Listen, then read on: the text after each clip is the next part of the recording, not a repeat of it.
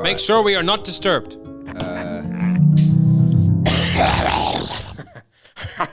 Unique. The arsonist had oddly shaped feet. Fucking baby. It's a disease, man. Hey guys, what's up? Matt here. Welcome to the episode of Coffees for Closers. In today's episode, we are going to be focusing on how appointment setters and the sales process can be optimized using NEPQ. So if you're a business owner and or a salesperson or setter, this is the episode for you for how to maximize and utilize NEPQ in that process. Wonderful. If you listen to this podcast, you will make your first million within 3 years. We're here to make podcasts. You really want this. You listen and review. Put that coffee down.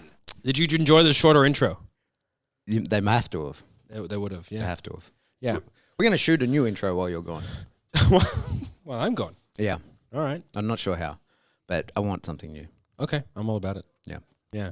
So NEPQ, or NEPQ as the kids say, neuro-emotional persuasioning questions, is a Give me just a process. little bit of history on that. That's Jeremy through and through, right? Jeremy's thing. Mm-hmm. Yeah. He started it, he studied human behavior in university, so behavioral science, and then realized that all the sales tactics that he was learning from the quote-unquote sales gurus were basically the opposite. Right. So they were designed to counteract human behavior. So it was like, if I do this, they'll do this. If I do this, and then I'll counteract it through this and counteract it. So it was like quite an adversarial process, which is where you get all the boiler room scenes and all that stuff, where it's like, you know, the guy's like fucking the prospect and doing all that stuff, you know? Yeah, like they're like, yeah, these fucking idiots. And it's because like to sell that old school way, you kind of have to think in that methodology. Adversarially. Yeah, like they're the enemy and you're looking to, you know, establish defeat the enemy. dominance. Yeah, you know, power posing. Right? So that's how sales was done for a very long time. And that's the reason why being a salesperson is regarded as, I guess, like a shitty job by a lot of people. You know, people are like, oh, sales guys. And no, there's not a great connotation. Yeah. You know? The avatar of the sleazy used car salesman is what everyone thinks of, right? Exactly. So Jeremy came along and was like, well, there's better ways.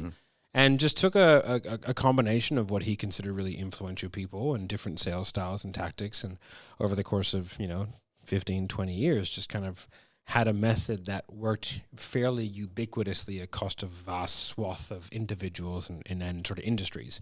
To have what's really, I think, is the only cross industry sales methodology that works no matter what you're selling. Okay. Like you can use it in fitness, you can use it in large B2B, you can use it in SaaS, sales, oil and gas. Like, and we have like clients just from everywhere. I got like, I just did a training session today and it's like dudes selling window dressings and then the next guy is selling oil and gas CEOs into renewable energies. Yeah, right. Okay. So it's like, and they're all getting benefit. They're all getting better results. And that's what's interesting to me. Like, everybody here, we sell mostly coaching and consulting stuff, right? Yep. But a guy came in when I very first started. Maybe he's watching. Hopefully he is. From a booze company and gave us a bottle of gin.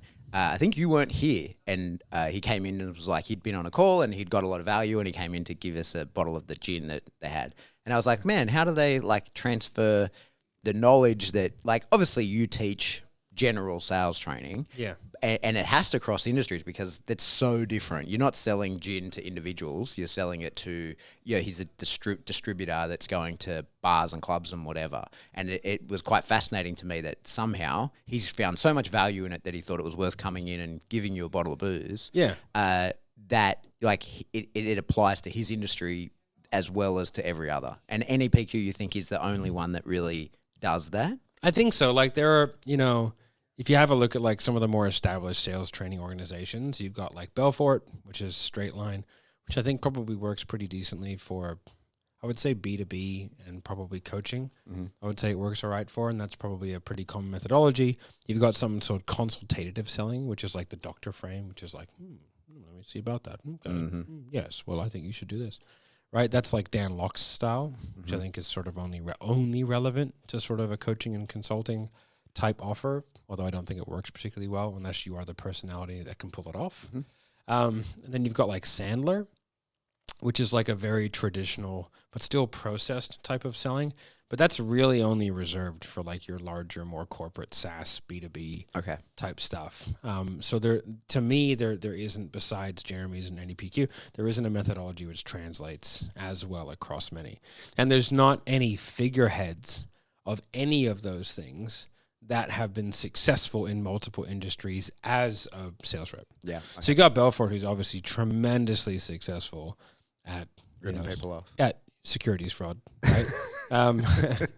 But like, to be fair to him, like after that, he was tremendously successful at selling, because he was selling like Forex hedging and stuff like that. Like he was working for Goldman Sachs and a few other really, really large corporations, and a very, very talented salesperson with a very distinct process. But like, it's not like he's gone on and sold large fitness programs, you know, not that he couldn't, but he hasn't. Same thing with like Sandler. I mean, Sandler's dead, but so, you know, fuck that guy. Yeah. I didn't want to say it. I thought it.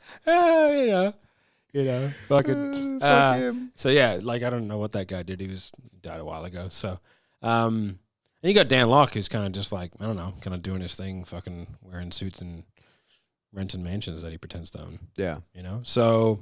I mean, power to you. Yeah, you gotta do what you gotta do. Yeah. You know. Yeah. Fake it till you make it, Dan. It's gonna take a while. So Jeremy is a legit, you know, superstar when it comes to that stuff. For me, I've been really successful in fitness. Not successful financially because I was an employee, but I was a very successful fitness sales rep, like a very high level one. And in coaching and consulting, been really successful. So like outside of that, like, you know, I can help teach people the principles of how to do things, and I can role play really well when it comes to like window treatments and all that kind of stuff, because I have a good understanding of how to do it, but I've never done it, and I'm very clear on that. Like, hey, like this is not my wheelhouse, I haven't done it, but this is how I would do it. And a lot of the time they go, oh, it's good. Like I'm very confident I could be a very high level insurance salesperson. Okay. Right? Because it's a very similar sale to what I'm used to. Anything where like there's a emotional payoff, that's the wheelhouse. Yep. Right. So I think where that comes from, and one of the reasons why we're having this podcast, because somebody asked us in the YouTube comments. So if you want to ask us something, comment down below. Do it. Yeah. Was like, how can I help my appointment setter use NEPQ in that process? And so you have to look at it as a singular process. You can't look at it as like segments, right? Because the way that, from a marketing standpoint, there are 5 things that a prospect has to go through, 5 hoops they have to jump through in order to be a good fit for a sales process. So you've got to figure out where the marketing process ends and where the sales process begins. And it might not be that clear. So you've got unaware, problem aware, solution aware, brand aware, and product aware. Okay. Those are the 5 levels of awareness that most marketers would pretty ubiquitously say are like the steps that somebody would take in order to be like an interested buyer. I remember you saying once that that's a like proprietary thing. Someone came up with that and they own those terms? I think like I learned them from John Benson. Okay. But it might predate him. Okay. You know, like it might just be like that's the. So now it's the industry standard. No one's putting TM after that. Like everybody knows those so. Terms and uses them. Yeah. I hope not. Okay. You know, I'm pretty sure it was me. I made it up. I'm pretty confident. I mean, we can say that. I spell product differently. That's how I do it. Yep. Right. So those are like the levels of awareness. So they're unaware. They just don't know what's going on. They're problem aware. So it's like, oh, you're aware that, you know, you're not making enough money. That could be it. The solution awareness is like, oh, you're going to do that through getting better at sales. So like I would do that in a way where it's like, hey, sales rep, are you sick of not making enough money? Yep. Right? That's like, I'm making you problem aware. So I'm a sales rep. I'm not making any money. That's a problem. It's like solution awareness. Go to the next phase of the marketing, which is like, oh, if you learn this methodology NEPQ, you can learn to do this, do this, do this, do this. And this is how this is a solution to your problem. You're like, oh, sweet. Now there's solution aware. Now, during that, it's like then there's like a nurture sequence, which makes them brand aware. So it's like, you know, 7th level, sales sniper, whatever it may be. Like we are the brand that teaches that solution. And this is the product that we present to you to fix that. Yep. So someone needs to go through those steps. And ideally they go through most of them, if not all of them, before they even hop on a call. You know, the problem is with a lot of the coaching and consulting industry specifically, you know, if you have like insurance, for example, they're automatically aware of a lot of it. You know, so really what you're trying to do is trying to hook them in with problem and solution quickly. They're probably aware of Merrill Lynch, and they're probably aware of annuities, life insurance, right? Yep. So you can have a shorter sales cycle. It's simpler. The reason why B2b takes so long is because you're probably creating the problem. I just sold a large customer into a B2B deal. We bought their stuff, and then during the onboarding, I just started probing this guy a little bit. And it was funny. He bought like yesterday, and they were like, "Oh, it's funny. Before we met you, it was like we hadn't even thought about these problems." I was like, "Funny that, right?"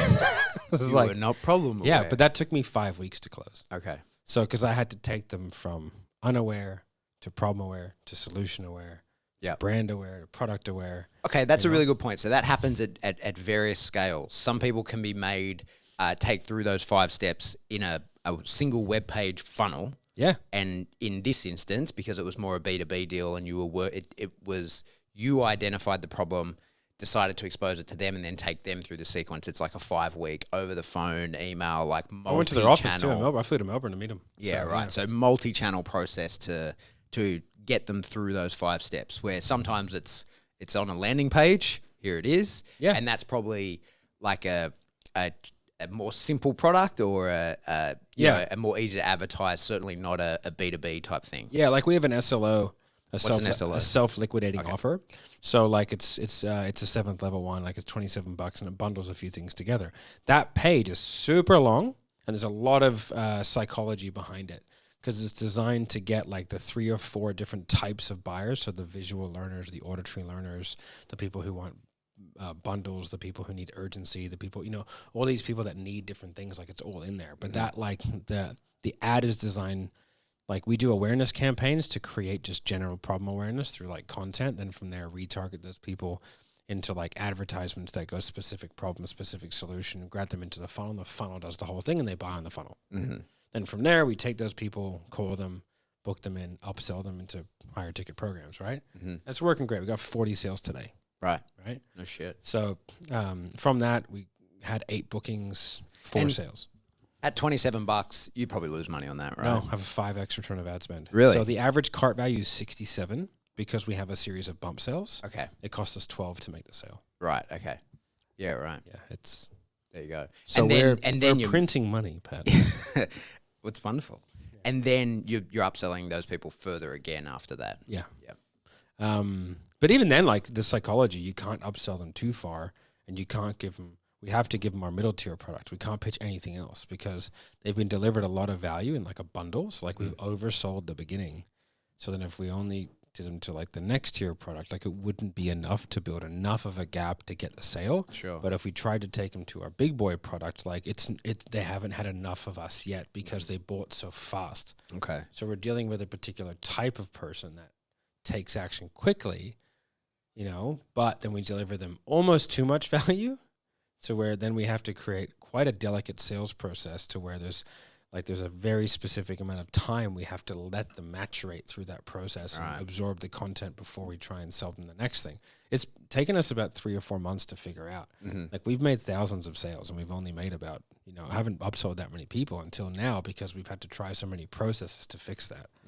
But that's the good thing about like not being in a hurry. Yeah. You know? But like, let's just say, you know, like that question, they're doing a triage and a sales call. Let's just say you're in a typical funnel and you have a shitty marketer or a business owner that doesn't really give too much of a fuck about these phases and all that kind of stuff. You're going to get a lot of people that are just product and problem and solution aware. They're not brand or product, which is like, you'll know that because you get people on a sales call that say, who you got? Yeah. What am I doing here? And I used to get that all the time. When I was selling like business coaching for tradies. How dare they? You ever hit them with the "don't you know who I am"? I know, right? I do these days. Yeah. You know. Anyway. Okay, so they're just like, yeah, I got a problem. I know someone's going to be able to fix it. Yeah. Is it you? Yeah, and it's like the marketing was like vague. It was 9 steps to systemize your business. It was an ebook download. Okay. It's like not even really problem aware or solution. It's like, you have an unsystem. Like, what are the ramifications of an unsystemized business? Like, we haven't even, you know what I mean? So tease that out a little bit. So in becoming problem aware, part of that is like really teasing out the problem and the ramifications of not fixing the problem. Yeah. So at least mentioning it or like asking about it, you know? So like, you know, it's sort of like if you have a look at like the most verbose and obvious version, it's an infomercial. Like they're trying to get you through all those stages. Yeah. Are you sick and tired of fumbling over your water bottle? Well, here's a fucking straw, you dickhead. Yeah. Right? You know, so they're designed for a specific purpose. So they seem silly to most people, but some people are like, oh, I did spill water on me. You know? Yeah. And like those people are buying the shit out of those metal straws, whatever, right? So like they're going through a purpose, but like as we progress further down in just time in general, like everything has to get more refined. You know, like back in the day, that guy who sold the Statue of Liberty 4 times, people were just idiots back in the day. Yeah. Man, we go back in the day, we're billionaires in a day. Yeah. Like you just go and be like, hey, da da da da. Da da da da. I think, you know, one of the things, because certainly not for this podcast, but you've had my Jesus conversation about what I think happened there. And I think, you know, there's no photos.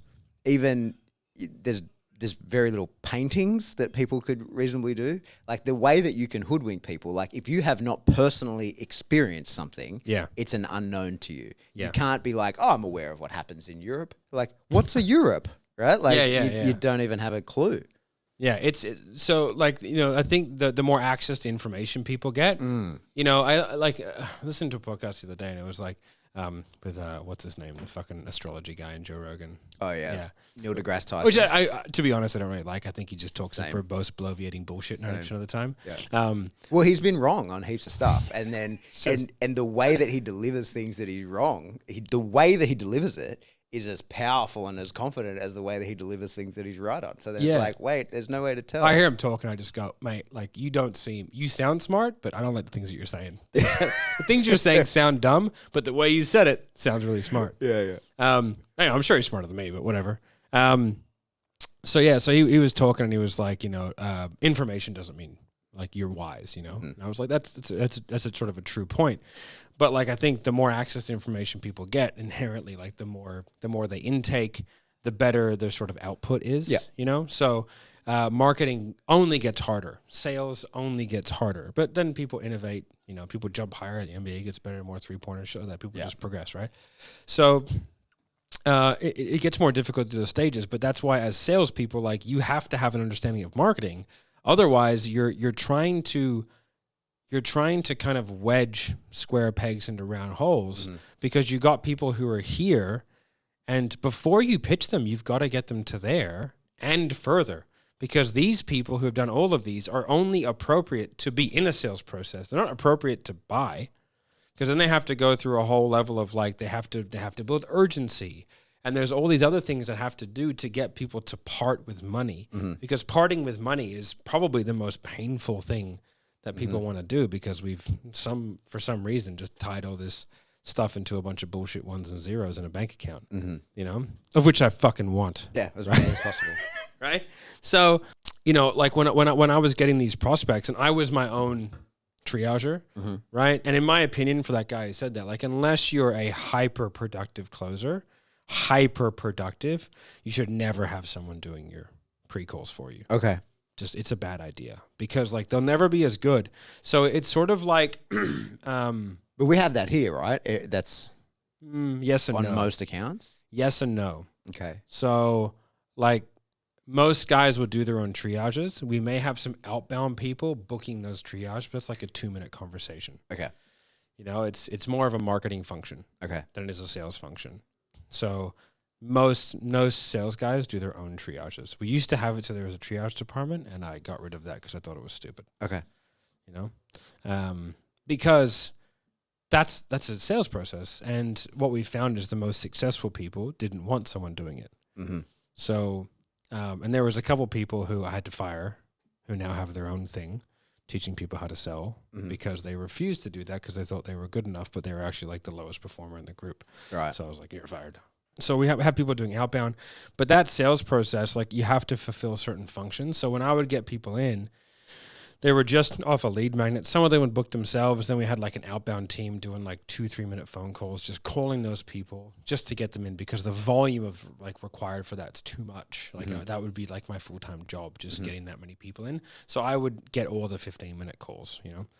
Then from there, I would try and figure out where they were, and then I had a process from in between triage and sales call that I custom made that process, and that's what we do for all of our clients at Sales Sniper. Okay, we custom make that process to fill in the gaps the marketing hasn't done. Now the great thing is we've been able to simplify that since bringing in our own media company, because like the media company does a really good job of branding, and they have a branding assets, and they do content, and like the guys are getting retargeted, and so like they're in that trust building, brand building, awareness building phase the whole time throughout it. Yeah, okay. Which pulls pressure off the sales team. So that's part of the retargeting sequence, in that someone's seen the ad, they've clicked it, they're gonna have a sales call. Yeah. And in that space between them becoming, you know, I guess problem aware and solution aware, you're automatedly making them brand aware. Oh, they should be seeing testimonials on Facebook, Google, YouTube, Instagram, TikTok. So that's probably, just you know, organically coming through their stuff. Yeah, that's interesting, right? So that's, I think, what people don't, like, you imagine my ad is done, I've got their email, phone number, whatever. Yeah. The call is going to happen. I put that in the done column and I wait until the call and then I start up again. Yeah. But in reality, you're tapping them along the way. And you got to take them off all the promo emails. Yeah. And, right? and so they're off the promos, but And then put them onto on the brand awareness stuff. The nurture sequence stuff. Like, hey, we had this great win and all this kind of stuff, right? So you're trying to create trust and awareness. So I figured, like, I was getting people, they had no idea who the business was. They had no idea why they were there. They didn't. They were like, I don't know, some lady called me and I'm on the phone. Okay. I would get that all the time. I was like, right. Let's do this. So then I had to create need. Yeah. I was like, tell me about your business. And then they'd sort of walk through, and I had a process where I would pull some stuff out, and I would just try and pull like one problem that I was like, sweet, that's the problem. Then I would ask them a series of like logistical questions around that to make sure that like we could even help, because if they were like a brand new business, and anyway, it was only going to work for, you know, like an avatar, right? So as soon as they're in the box, I was like, okay, cool. Based off what you told me, I think that what we do might work for you. If you want, I can book in for a further call, and we can see how we can help. Would that be good for you? Sweet. All right, cool. And I go, okay. And then I book them in. I go, all right, I'm going to send you an email. It's a very important email. All right, I need you to read that and reply to me, please. I'm going to send that to you in about 3 or 4 minutes. Is that cool? Perfect. All right, see you then. Send them an email with a homework assignment and specific case studies and testimonials of people in their situation with their problem. So I had a database of problems and people and case studies and videos, and like broken down by like what problem we solved, where they're at in business. So I could like go, okay, like, you know, $5 million business struggling with staffing. There we go. This one. I would go, hey, look, I think this guy will resonate with you. And then from there, sometimes I had like funny words in the middle, because I'd try and send them a very simple email, and at the end I'd go, please reply with flamingo penis if you've gotten this email. Okay. Right? Because if I don't receive a reply with flamingo penis, right, I'm like, hey man, did you see the email? They're like, yeah. I go, open the email and tell me if you've seen it. Yeah. Right? Yeah. And they go, You got me. And I go, hey man, I don't need to take this seriously if you don't. I'd say, but I'm here to help. Is this still a priority for you? And yes, so it is. that, okay, perfect. That's NEPQ. Is it? Because, you know, that seems to me like and I know this is something you like to do, is like you want those people to be begging for the opportunity to buy from you. I don't even want them to read the email, because then I can push back on them and I can go, hey man, is this fucking serious for you? Because we don't have to do the call. It's fine. Yeah. Right. But it's not necessarily NEPQ, but that's a process. Okay. And so that's where it kind of ties in. So NEPQ. When you did that though, how many people go, nah, mate, I didn't read it? Like a bunch. Like a lot. And then you say, are you serious about this? And they go, nah, fuck off. Sometimes. Yeah. And then what happens then? Do you then have to kind of switch gears? Or no, I go, okay. You just go, it's fine. Off? Like, yeah, it's fine. Yeah, okay. Like, you were not going to show up anyway. Like, yeah, sweet, I'll cancel it. Is that cool with you? Okay, perfect. Hey, if you want to reach out to like 3 months, see if you want to do something about this. You know, so, but it was rare. Like, it wasn't common. Yeah. Most time I go, hey, man, did you get the email? They're like, no. I'm like, hey, man, like, you know, did you open it? Yeah, I did. Are you sure? They're like, They're like, hey, dude, that's an important email. Like I've sent it specifically for you to give you enough context where our next conversation can actually be productive.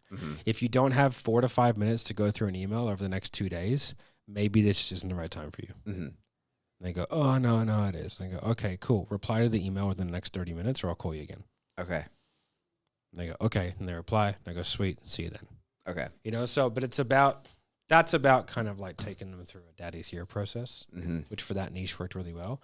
Now, NEPQ ties on top of that because like that's the logistical journey I'm taking people through, and I'm making sure that I'm tying things off. Like I know that they're not aware enough, so I have to do things specifically to create that awareness, which is like case studies, testimonials, trust building. I need time, so I'm going to do a 2 cold close instead of a 1 cold close. Like asking people to do a 1 cold close at the back end of a cold out, you know, it's just like, it's just not enough time, guys. Like, what are you expecting people to do? Work fucking miracles and Jedi mind trick people into buying shit? Like, it doesn't work that way. Which is why most of those biz op offers have like a 5% close rate. Right. They just don't take the time. That's why they go like that. They just try and outspend themselves, right? So, and that's because like lack of nurture sequence is what you mean. That's what causes. Well, there's that and a lack of brand. Okay. So, like, if you consider, this thing is like, this is all the people who which I can reasonably sell something to. Like, what I have to do is I have to create a circle bigger than that, where I'm building an audience and just building an audience with trust and content. I'm not offering those people anything. I'm only offering the core group in the middle stuff because those are the people who have consumed enough, gone through that journey to where it's appropriate to offer them something.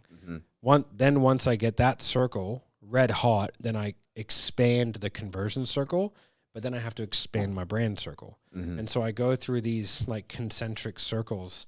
And the problem is most businesses, what they do is they have this many people and they just try and crush all the money out of those people, and they hit a point to where like their conversion circle is bigger than their brand circle, and that's when like all the cost per acquisitions just start to skyrocket.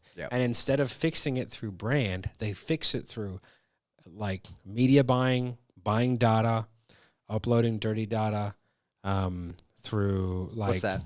Like when they buy lists illegally and do black hat marketing. You can't do that. Like your data is your data. I can put my data into my businesses, and because I've done the work to get that data, but I can't just like grab data off some random Jono, buy it off him for 50 grand, and then just whack it into my Facebook ads account. Like Facebook will see that, and then we'll go, shut down banned. Yeah. You know? So you can clean it in certain ways, but it's dodgy as fuck, right? Yeah. So basically, like, then they're in a position to where they're trying to sell things to people who do not know who they are. And so all they do is they just, to get the same amount of sales, they go like this to the ad spend. And they just turn it up until they're spending $25,000 a day, right, to make half the sales they were at $5,000 a day. And that's when the businesses collapse. And I've been a part of that cycle twice. All right. As the sales team. And I knew it was happening. And I told them it was happening, but it's not my fucking problem. Yeah. Right? I've just, hey, this is what I think's happening. If you'd like to help fix it, I'm happy to help because we're making great money here. But then what I do is I just start warning out the sales team. This has got 3 to 4 months left. Make hay while the sun shines, champ. And then from there we move on. Yeah. That's happened a few times, but I try and avoid that. But at the time, it was what it was. Yeah. So, but tying back an NEPQ to that process, which is like, now I've got the logistical process and boxes I need to tick in terms of awareness, which is technically an emotional journey, but it's also just things I need to see, things I have to read, right? But then I've got the emotional journey, which is the connection phase, situation phase, problem awareness, solution awareness. You know, there's a parallel there. Consequence phase, commitment phase, and presentation. So now I have to take them through that sales journey. So now what I've got to do is I've got to figure out where in that logistical sequence of events do I place each part of my sales process? Okay. You know, and that's your sales process. So am I doing a 1 call? If so, I've got to do them all in 1 call. If I'm doing a 2 call, I've got to split them up somehow. For me, I like to do connection, situation, problem. Those real nice and quick. That's my triage. Then from there, I do I recap problem, go straight into solution, consequence, commitment, present. What's That's myself. connection? Connection is like, hey man, what are you here for? So I just want to get a high level overview of what it is you're here. So I want to connect with the prospect. Okay. And I want to figure out. So it's you connecting with them. It's not connecting some two variables. Well, but it's also connecting the dots of why you're here. Okay. Like, what are you here for? You know? So like, oh, I'm looking to, make more money through this. Like, oh, okay, cool. That's it. So it's just very, very high level stuff. It's sort of like a really high level goal. Then the situation phase is what are you doing at the moment to achieve the goal? What's the lay of the land? What's the current situation? Mm-hmm. And then the problem awareness is what are the current problems that are stopping you from achieving that goal? And what are some specifics around the problems? Okay. Like, sweet. And then we can go into the solution, which is like the logistical and emotional outcomes they're looking for, like specifically, and what an ideal solution looks like for them. Mm-hmm.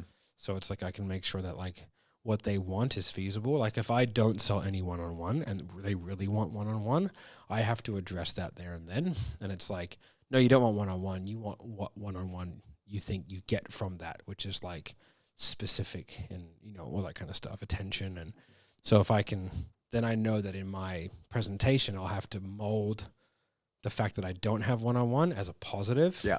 And I'll kind of have to make some shifts there to make sure that I don't just go, oh, that's not what I want. So, but yeah, so I've got to kind of add that in.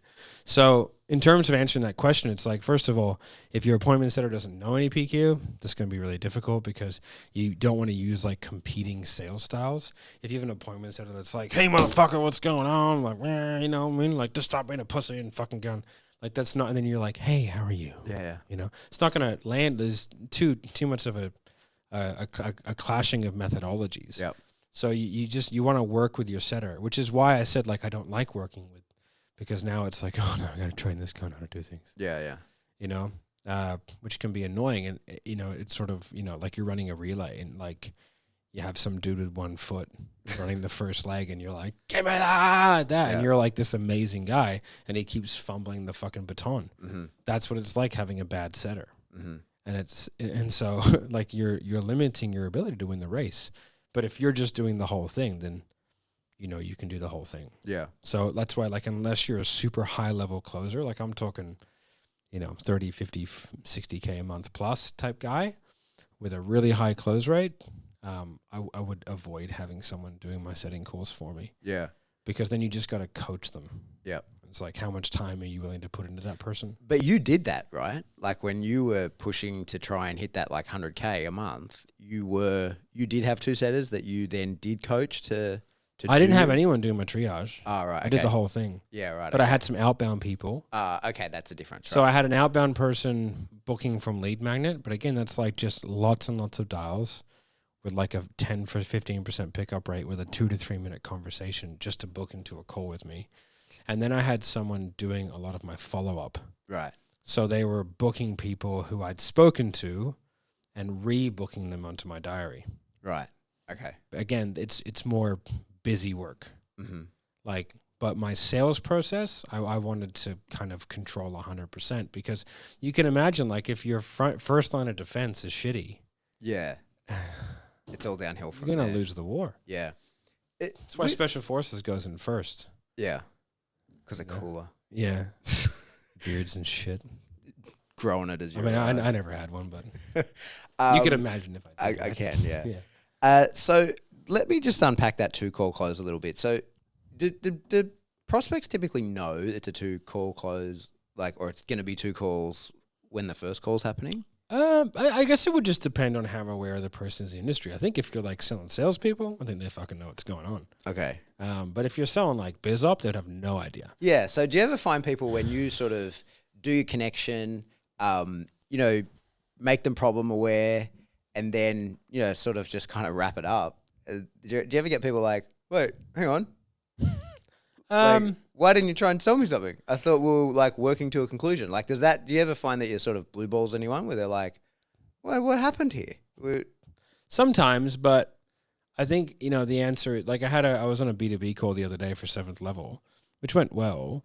And she was like, she came on, she's like, what I want to do for the next 15 minutes is this. And she gave me the agenda for the call. Okay. And I just went, Yeah, no worries. I'm more than happy to go through all that with you. But at this stage, like, to be honest, I don't really know anything about you and what you do. So I don't even know if we can help. So if it's okay with you, I can just ask you a few questions and then I can see if I can even help you. Would that be okay?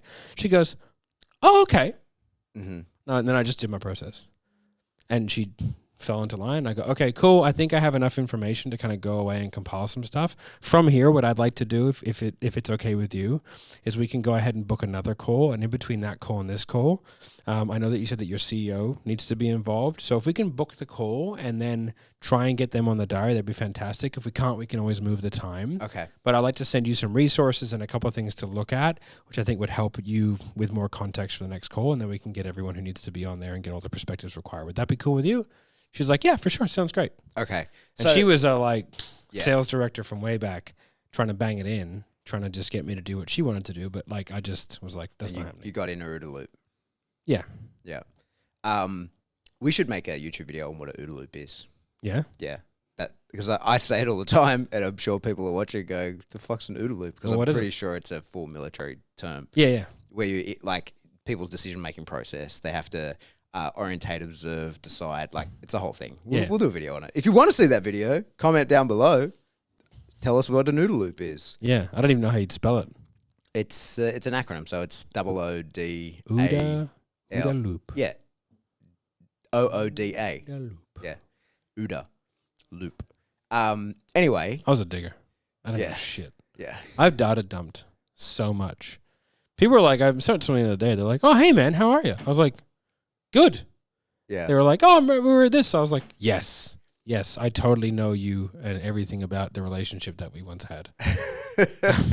I did the Special Ops Planners course. So it's off topic of sales, but when I was at the school, I spent 2 years at the Special Forces Training Center. I got it done 6 months.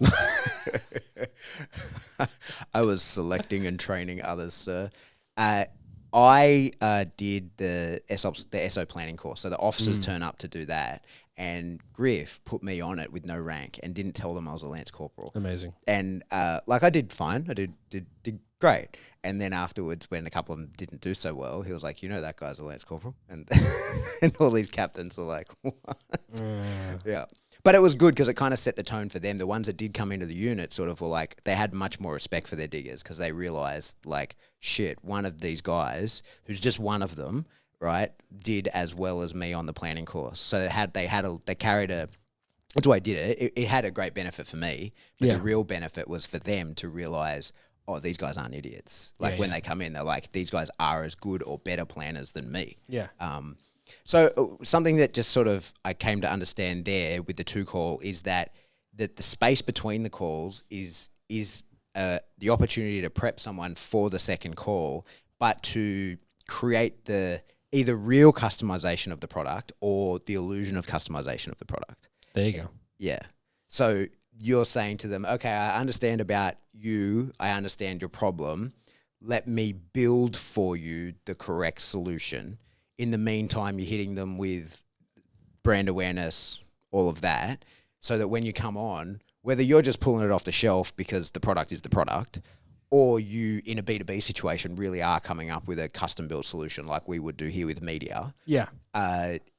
That's what's happening in that space, so that's how you end the call. And not just like, thanks, bro, talk to you in 2 weeks. You're ending it saying, okay, I will come back to you with a solution to your product, to your problem. Yeah, and more of a discovery phase, so I can, I can get the Legos together, and then while we're talking, I'll build the house. Okay. Even if it's the sort of equivalent of me having you taste something sweet and then drink some water. Okay. Yeah.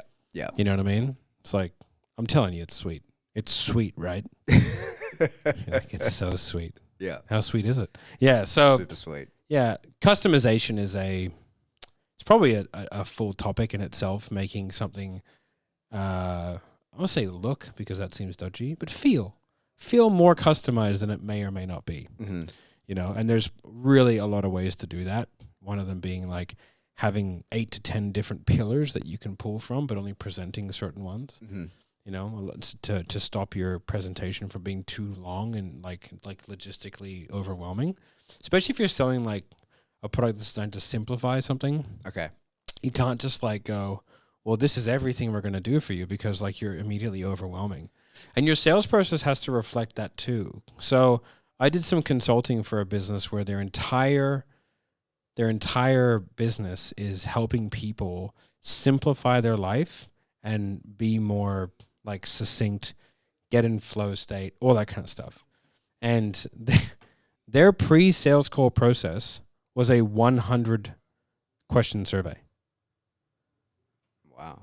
And it was intense. And I was like, but man, like your people are overwhelmed and overworked and stressed out of their gourd as it is. And your sales process requires them to fill out a 100 question survey. Yeah. Like that's the worst nightmare of Yeah. all of your prospects. Yeah. And they had a giant no-show rate, like a real problem with no-shows.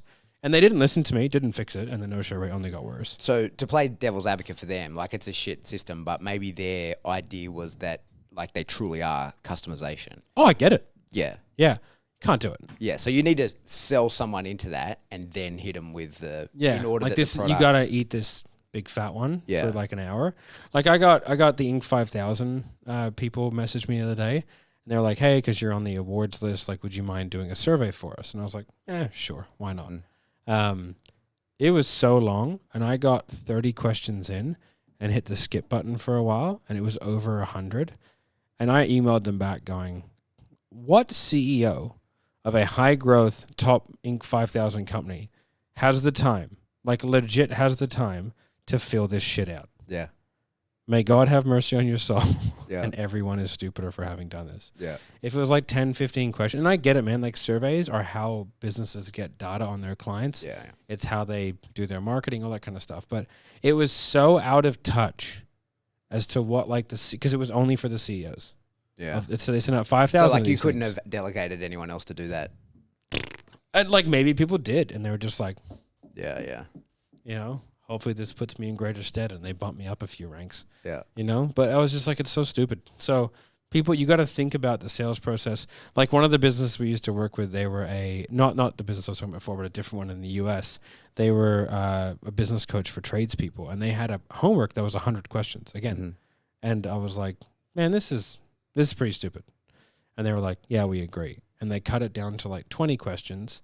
Then people started actually doing the homework, and their sales rate skyrocketed. Yeah. And it was simply because now you're not overwhelming your prospect. Yeah. Because like a tradie doesn't want to do homework. That's why Yeah. they didn't go to university. Yeah. Like they went to a trade school because that's their personality. Like they don't want to do paperwork. Yeah.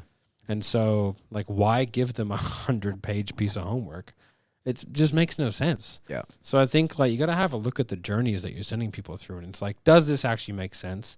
Or am I really forcing this in here just for a specific reason? And is it just some marketing guy said it was a good idea? Yeah.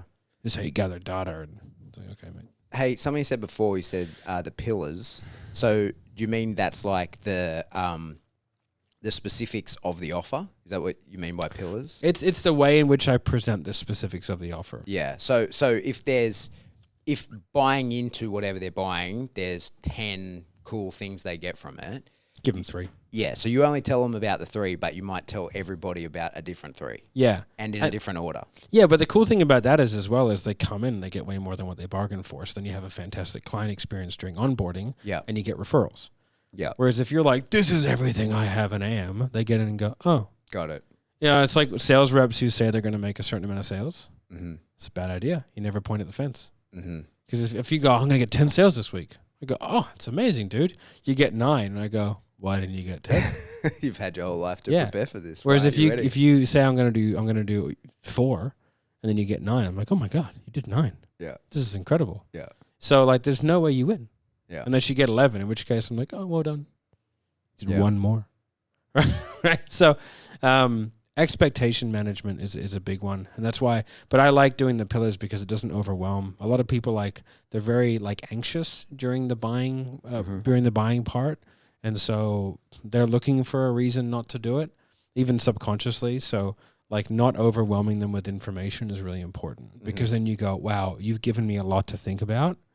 I just need to go away. Yeah. And if you've done that, I consider that overcooking the pitch. Okay. So And there's probably no coming back from that, right? Because if they say, you've given me a lot to think about. I need to go think about it. You can't hit them with the I need to think about it objection, because the objection to that, the fix to that is, let me give you more information. Yeah. So, Yeah. It's a very difficult one to come back from. yeah. How would you? I mean, Obviously you avoid it. But you need to shift. You need to tie back the I need to think about it with like a specific methodology of decision making. Mm-hmm. So you'd go, okay, that makes sense, man. Like, you need to think about it. Let me ask a question. Do you feel like I guess our decision making process is affected by our perspective and our outcomes and kind of everything that we sort of perceive in life? They go, yeah. And I go, and just in terms of kind of where you're at, with your business or whatever, like, are you happy with where you're at? And they're always going to say no, right? Because it's the whole point of the call. And I go, okay, so are you happy to allow the decision-making process, which got you to a point to where you're ultimately unhappy, to dictate your life and your results moving forward? Mm-hmm. No. Why not? Sometimes I'll add in a 1 to 10 in there to kind of break it up so it's less transparent. Mm-hmm. So I go, okay, so scale of 1 to 10. Are you happy with where, stuff like that? Because you want to break it up, because you don't want it to be in such a logical sequence to where they're like, I know what's happening. Okay, here. that's interesting to me. So you have a reason, you give a binary yes or no, and a scale of 1 to 10, in that, like, yes or no is more abrupt, you think? And give me a scale of 1 to 10 of how you feel about that, gives them more leeway and allows you to continue the conversation, even if they were potentially going to give you a no when you wanted a yes. Is that the reason you do that? It's also, yes. So the scale of 1 to 10 one's an interesting one. A lot of people do that in, I think, an incorrect way. They go, scale of 1 to 10, Pat, how important is this to you? 1. Sweet. How dare you? But 5. Yeah. Like, a lot of people will be like, okay, like, why are you a 5 and not a 7? Okay. That's how most people do it, right? Okay, so why are you a 5 and not a 7? Right? And then you explain, and then from there I can build a gap. I would say, okay, well, 5, it's in the middle, it's not bad. Why aren't you a 2? Okay, so you go the other way. Yeah. So, because if you play that out... I see where you're going. Yeah. Yeah, I see it. So, instead of... Which the whole sales industry will go, well, why are you not a 9? Mm-hmm.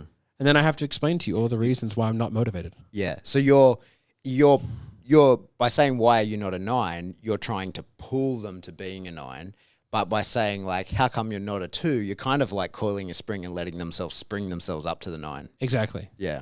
And then from there, they'll explain to me all the reasons, and I'll go, okay, well, it sounds like it's somewhat important. So, like, no bullshit, no ego, no nothing. Like, where are you really at? Like how important is this to you? And they'll go, oh, yeah, it's pretty important. I go, okay, why? So I do it the opposite way. Yeah. It's a more effective way of doing it, I think. So take that home, kids. Write that down. If you like that, put it in the comments. Yeah. I think we're going to have to wrap it up because we have somewhere to be. Okay. But we bounced around quite a bit. There was a lot. I think we answered the question. Yeah. So in answer to the question about using NEPQ for your setters, yeah, the answer is be your own setter. That's if you're good at NEPQ, don't risk somebody else fucking it up for you. Yeah, or you got to teach them, and then you have to have. There is one process broken up into parts.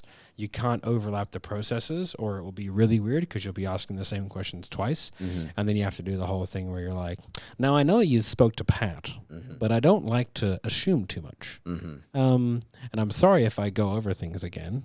And then you start the script over again, and it's like, "What was the point of the first call?" Okay. Yeah, makes sense. So, ideally you do the whole process yourself. That's the way to get maximum results. Groovy. Awesome. If you like this kind of content, guys, make sure you like, subscribe, hit notification bell. Maybe tell a friend. No. Keep it to yourself.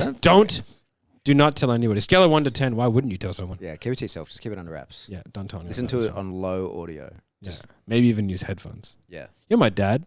He puts the phone here and has it on loudspeaker. Yeah. Yeah. That's the old man thing. It is. I caught myself doing that one day. I've done it a few times. Did I say me or my dad? All right, that's it. Goodbye. Bye. Put that coffee down.